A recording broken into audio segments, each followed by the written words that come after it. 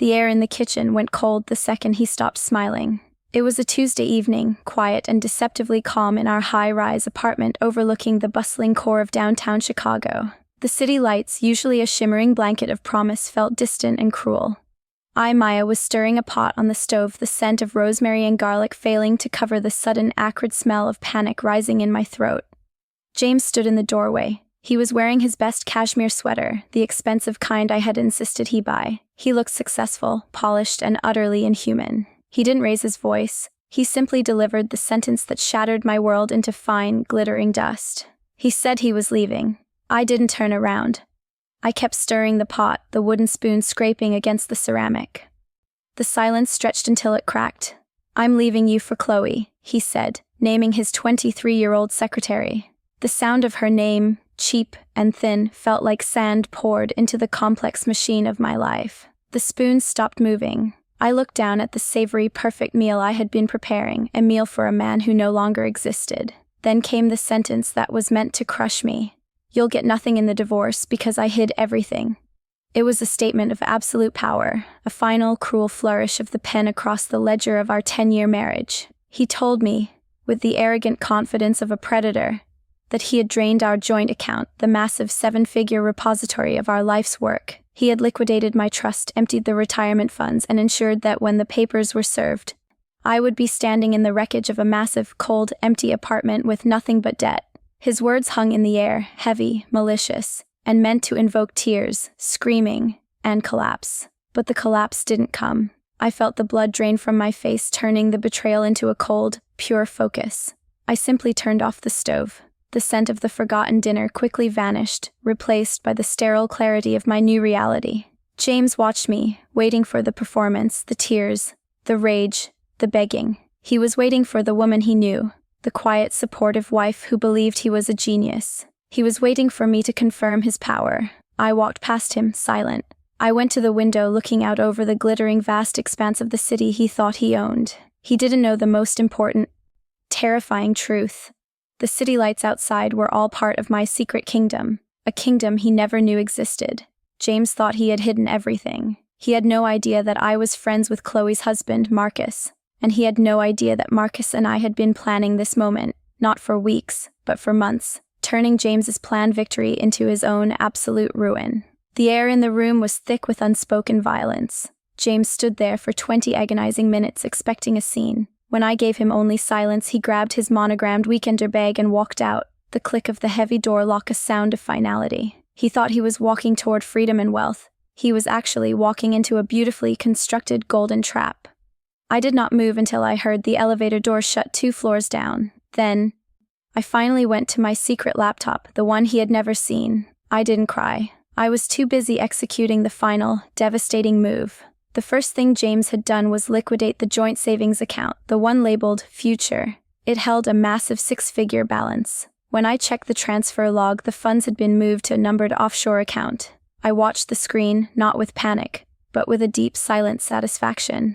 James thought he was a financial genius, but he was merely an actor reading a script I had written years ago. He was greedy, predictable, and blind. 7 years ago, shortly after James's first, brilliant business venture imploded, and I had to secretly sell a piece of my family's inherited land to cover his debt, I started making preparations. I saw the rot in his character, the arrogance, the inability to take responsibility, the way he always treated money like a tool for control, never partnership. I created 2 financial worlds. The first world was the public, joint world, the fancy Chicago apartment, the expensive cars, the joint future savings, and the public-facing investment portfolio. This entire world was the decoy. Every major asset was tied to a temporary, high-visibility account. James managed this account. He signed the papers. He believed it was the only thing that existed. The second world was the real one, the inheritance trust. This trust held the truly substantial family wealth, the real estate, the liquid assets, the investment portfolio that actually yielded massive returns. This trust was managed by my childhood lawyer, Mr. Hayes, and was completely untouchable by James. He didn't even know it existed. The key to the deception was that all the decoy accounts James was so proud of were legally structured as non-recourse loans from the inheritance trust. James thought he was building wealth. He was actually servicing a line of credit from me. So, when James proudly transferred the six-figure balance from the future account to his offshore hideout, he didn't steal my retirement. He simply paid back the principal on a short-term, highly taxable loan from the trust. He was so focused on the massive number that he missed the fine print. The liquidated account was legally registered as a debt repayment. His brilliant move was, in fact, an audit trail. The real money, the deep silent wealth, was safe, locked down, and untouched. James had only drained the decoy, the stage prop I had put in place 7 years ago, waiting for this exact betrayal. A chilling calm settled over me. He had used the account drain to assert control and power. I used the account drain to confirm the final, definitive end of his usefulness. The next step was to meet Marcus. I met Marcus 2 days later, not at a fancy restaurant but at a quiet, small coffee shop in a different, less flashy urban neighborhood. Marcus was Chloe's husband, or, technically, her fiancé. They had been together since college, a kind, unassuming man who taught history at a local high school while Chloe climbed the corporate ladder. Marcus arrived precisely on time. He was tall, dressed in soft, comfortable clothes, and carried the quiet fatigue of a man who had been fighting a slow, losing battle. I didn't offer comfort or small talk. I simply placed the single piece of evidence on the small, worn wooden table, a photo. Not of the kiss, but of a document. A bank statement from a third intermediary account showing a series of cash withdrawals Chloe had made over the last 3 months. Each withdrawal was exactly $5,000. Marcus looked at the image. He didn't flinch. He recognized the account instantly. It was his grandmother's savings account. Money Chloe was supposed to be managing for her. The withdrawals were not for bills or emergencies. They were funding the expensive hotel rooms, the hidden cell phones, and the lavish gifts James had been showering on Chloe. I looked at Marcus, my voice low and steady. James told me he was leaving me for your wife. He told me he drained our accounts.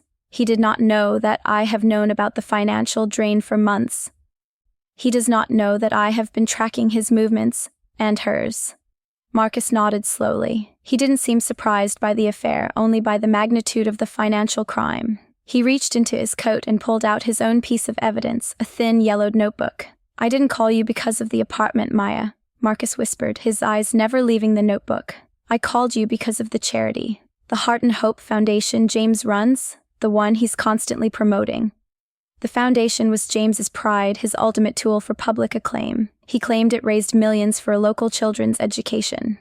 Marcus slid the notebook across the table. Inside were meticulously kept records, not just of Chloe's small thefts, but of the charity's entire operation. Chloe was the secretary for the charity board, Marcus explained. She brought me the books months ago. James wasn't raising money for kids. He was running a sophisticated money laundering scheme. He would funnel funds through consulting fees paid to his own shell companies. They were not just having an affair, Maya. They were embezzling millions from a children's charity, and James used Chloe to manage the dirty paperwork. The betrayal escalated from infidelity and divorce fraud to absolute criminality. James thought he was just stealing from his wife. He was stealing from the city, the community, and the children he swore to protect. And Chloe, his young, ambitious secretary, was not just a mistress. She was an accomplice to a felony. James thought his draining of the future account was his ultimate triumphant declaration of war. He was wrong. I explained to Marcus the truth about the financial worlds I had created, the decoy account, the real inheritance trust, and the legal non-recourse loan structure. He didn't steal my life savings, Marcus, I said, a slow, cold smile spreading across my face. He merely triggered the final repayment of the loan he didn't know he owed. The moment he transferred the funds, the entire decoy world became legally insolvent. His transfer was the signal I was waiting for. Marcus's eyes widened with respect. He saw the chess game I had been playing. He understood the level of meticulous preparation that went into surviving James's arrogance. But Marcus's revelation of the charity fraud added a terrifying new layer. James's financial crimes were not just against me. They were federal and criminal. Our response had to be not just divorce but decisive, immediate justice. They are getting married in 2 weeks, Marcus whispered, his voice cracking slightly. A small secret ceremony in the Bahamas. They think they will liquidate the last of the accounts and run. They won't get the chance, I stated. I have the deed to the apartment, which I bought years ago with my own trust funds and leased back to our joint account. I control the funds. You control the criminal evidence. Our roles were set. James and Chloe thought they were building a new life together, rich and free. They were about to find out they were trapped in a perfect, legal, and financial cage. The next few weeks were a masterpiece of quiet, meticulous execution. James was gone, living with Chloe in a leased loft downtown. A loft I knew was paid for with the stolen charity funds. He was happy, arrogant, and blind. He had already filed the divorce papers, a brief, cold document that demanded a quick, uncontested dissolution and claimed my failure to contribute to the financial well-being of the marriage. I didn't hire a divorce lawyer. I hired a forensic accounting team and 2 federal crime attorneys recommended by Marcus. I used the Inheritance Trust to initiate a civil lawsuit against the Heart and Hope Foundation. The lawsuit was complicated, confusing, and highly public. The core complaint was about mismanagement of funds and irregular consulting fees. This move was not to win money, it was to freeze James's assets and trigger a criminal investigation without James ever knowing I was the plaintiff. The legal action was a smokescreen. James, arrogant as always, dismissed it as a nuisance suit he could easily defeat. He didn't see the trap closing. He couldn't imagine that his timid, easily fooled wife was the person funding the case against him. Meanwhile, Marcus was working on his own, devastating maneuver against Chloe. Chloe was not poor. She came from old, established money. Her family had set up a massive, substantial trust fund for her, one designed to protect her from reckless husbands. But Chloe was desperate to prove she didn't need it. She had secretly tried to liquidate a portion of the fund to give James an emergency cash infusion for his escape plan. Marcus, knowing the true intent, had used his legal rights as a trustee's representative to stop the liquidation. He knew Chloe was just as reckless and financially ignorant as James.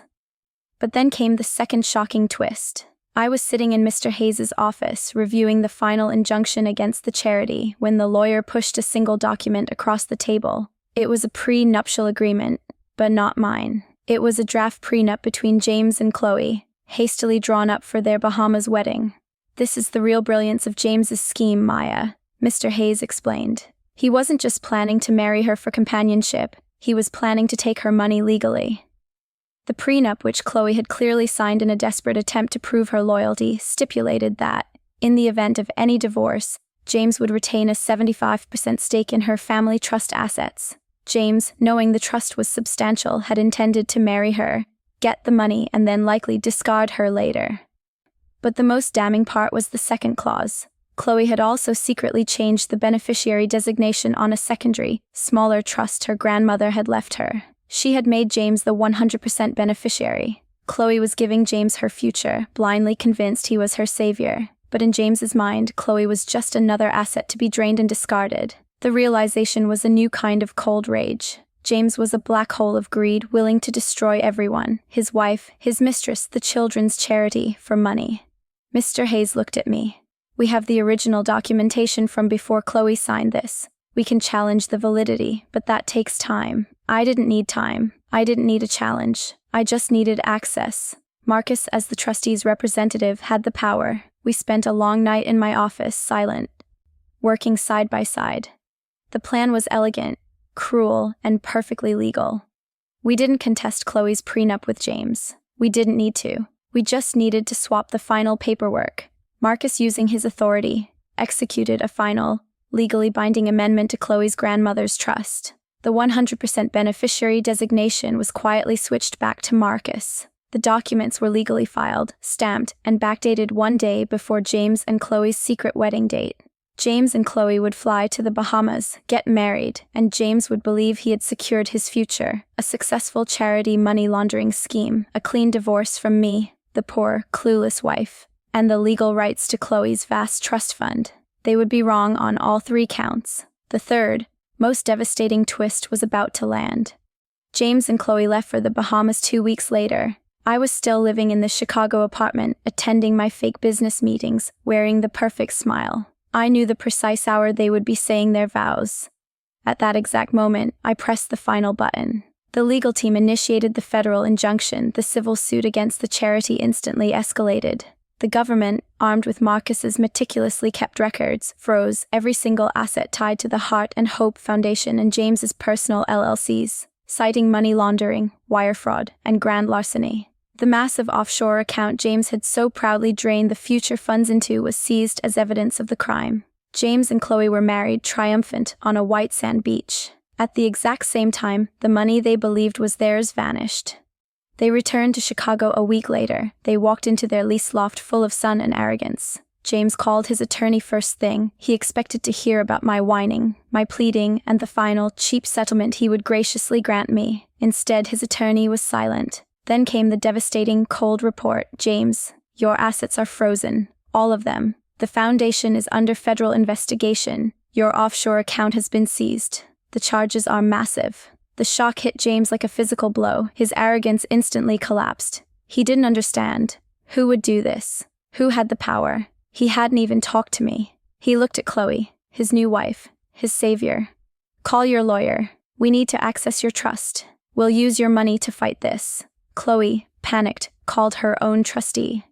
The answer came back quickly, coldly. The trustee informed her that her grandmother's secondary trust, the liquid one she had designated James as the beneficiary for, was now completely inaccessible to him, and, due to the sudden, large and unexplained financial transactions surrounding her marriage, her family's main trust was placed into a non-recourse freeze until a full audit could be completed.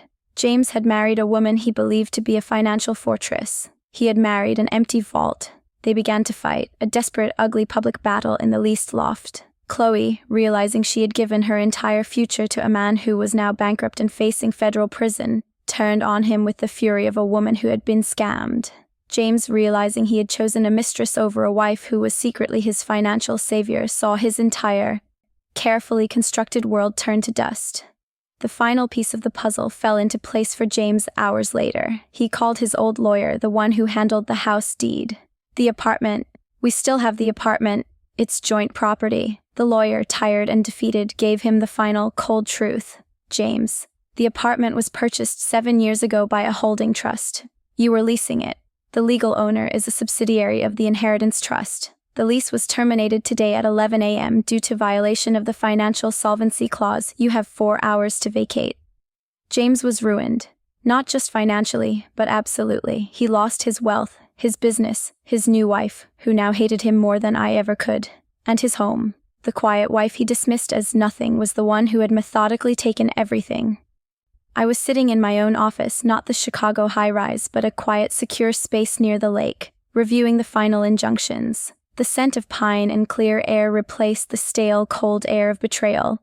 The door opened. It was Marcus. He didn't speak. He didn't need to. His eyes, once tired and worried, now held a clear, quiet dignity. He was dressed in a suit, ready for his meeting with the federal investigators to present the final, damning evidence against James. I looked at him, and I saw the reflection of my own strength. We were two people who had been judged weak, betrayed, and discarded, but who had found a fierce, quiet power in collaboration. We hadn't destroyed them with noise, we had destroyed them with meticulous silence and legal fact. Marcus walked over to my desk. He didn't sit. He looked down at the injunction documents, the papers that would send James to prison and free Chloe from his control, even if she didn't deserve it. He simply placed a small, simple ring box on my desk. It was not a proposal. It was a gesture of profound shared understanding. Inside the box was his own wedding ring, the one Chloe had placed on his finger years ago. He had removed it, and he was giving it to me, not as a symbol of love, but as a symbol of freedom. He looked at me, a calm, final acceptance in his eyes, and he said the only words that mattered. We are free now, Maya. He turned and walked toward the door, toward the courthouse, toward the final, necessary act of justice. I picked up the small box. I looked at the gold band, the symbol of a life I had once cherished, a life that was now ashes. I didn't cry for the loss. I felt the profound, absolute power of my own survival. I had walked away from my marriage with everything, my true wealth, my dignity, and the terrifying, beautiful knowledge that I was the force that controlled my own destiny. The quiet wife was gone. The master strategist remained. The freedom was absolute. If this story of silent resilience, financial power, and the ultimate twist of fate resonated with you, hit the like button and subscribe. If you've ever had to build your own secret escape plan, tell me your story of quiet strength in the comments below.